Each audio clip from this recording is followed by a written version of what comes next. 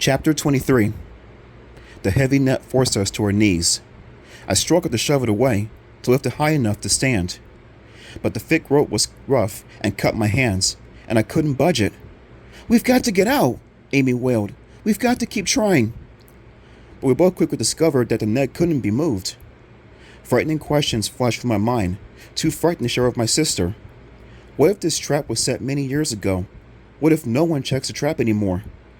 If no one comes, we'll starve to death under here, I realized. But what if it was set recently? Who set it? I wondered. What were they trying to catch? Humans? I shuddered as I remembered the geckos in the story. Amy and I both froze as we heard the crackle and scrape of shoes over the thick carpet of dead leaves on the forest floor. "Someone's coming," I whispered, my heart pounding. "I hope he's friendly," Amy whispered back.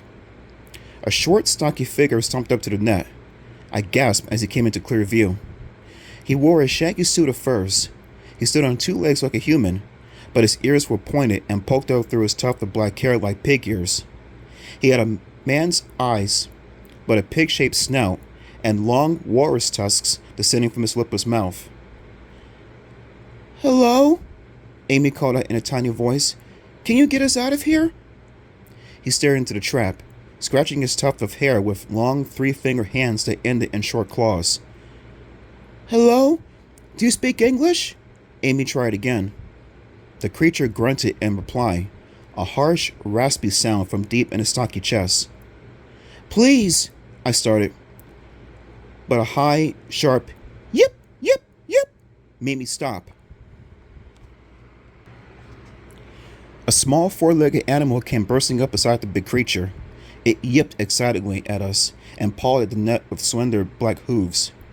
It was shaped like a dog, small like a dachshund, but instead of fur, it had smooth yellow skin. As it yipped, it opened its mouth to reveal two rows of tiny, sharp-pointed teeth. The bigger man creature grunted at the little creature and petted his head.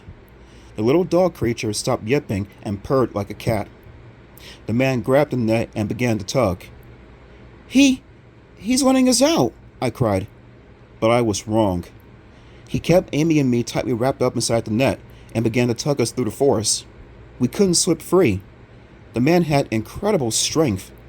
When we dropped to our backs and tried to roll out from under, he tugged harder and dragged us across the forest floor. The little pet yipped and yapped, running ahead, then behind, circling us excitedly. The man grunted as he tugged. Shiny gobs of wet drool ran down his walrus tusks, and he kept licking them off with a long blue tongue.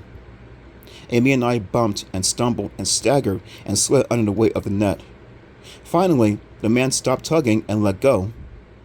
With loud sighs, we dropped to our knees and squinted out through the net. Where had he dragged us? I saw a long, low gray stone building.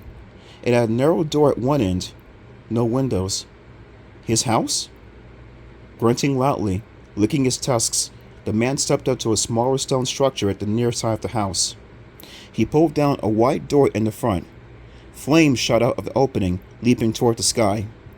The man took a shovel, poked it into the fire, stirred rapidly. Then I watched him toss in more coals. "Mark, what is that?"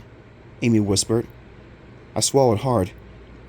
"I think it's an oven," I replied. Amy gasped. "You mean he's going to cook us?" I didn't reply. I stared out at the man. He was licking his tusks hungrily, stirring the oven coals, making the flames leap and dance. "What are we going to do, Mark?" Amy cried. "You read the book. Do you have any idea? Any idea at all?" I swallowed again. "No," I confessed. "No, I don't."